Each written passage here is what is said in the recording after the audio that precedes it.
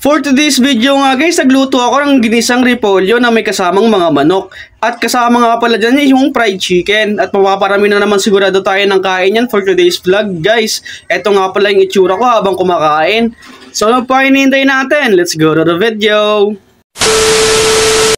What is up guys? For today's video nga, mag-uumpisa ang video natin sa street food na isaw. As you can see guys, napakarami ng binili ni mama. Binili niya nga pala to sa Quiapo.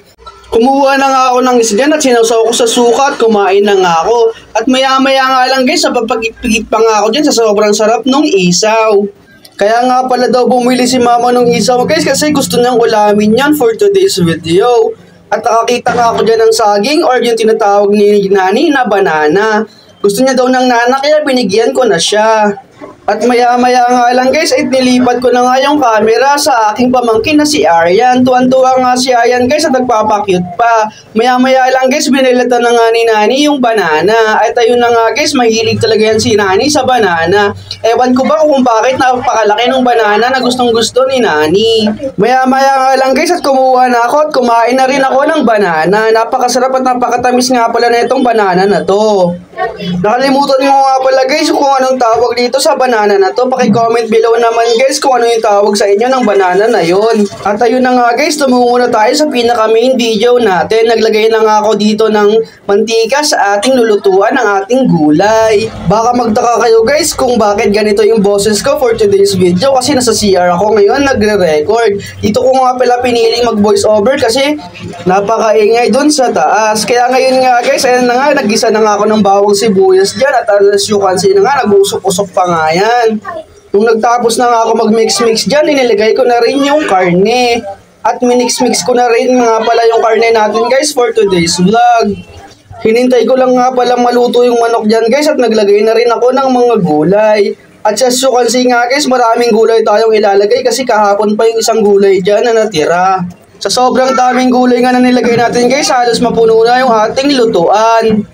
Kahit anong dami nga pala ng gulay na yan guys, sininipis pa rin yan pag naluto na. Naglagay na nga rin pala ako ng magic sarap at ng asin. Sa sobrang ingay nga pala dito guys, marami kayong boses na maririnig dito sa video na to. Kasi sobrang dami nga pala dito kaming tao ngayon. Ayun tayo na nga guys, at tinalo ko na nga yung gulay at hintayin lang natin na maluto yan maya-maya.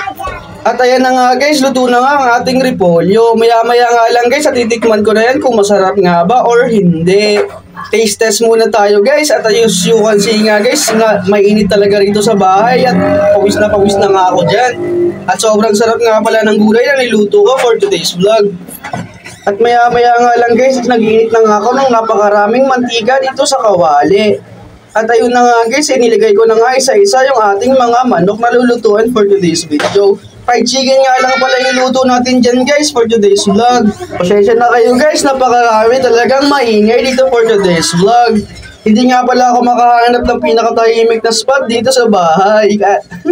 Maya-maya nga lang guys, at luluto na yung kabila at binaliktad ko na nga yan. Ayan na nga guys, yung pinaka-finishing product at kakain na nga ako dyan ng isa lang. Ayan na nga guys, mainit-pinit pa nga yung manok natin at tinikman ko for today's video. Habang nagluluto nga pala ako dito guys, at dito nga pala yung mga pinsan ko kumakain na. At nahihiya pa nga silang magpakita dito sa camera. At nag-umpisa na nga pala ako dito mag-plating at kumain na rin ako. At you can see guys, hubad nga pala akong kumain kasi sobrang init dito sa bahay. At hanggang dito na lang tong vlog na to. Sana nag-enjoy kayo. Kung nag-enjoy kayo sa vlog natin for today's video, huwag nyo kalimutang i-like at i-share tong video. Hanggang dito na lang to guys. Paalam!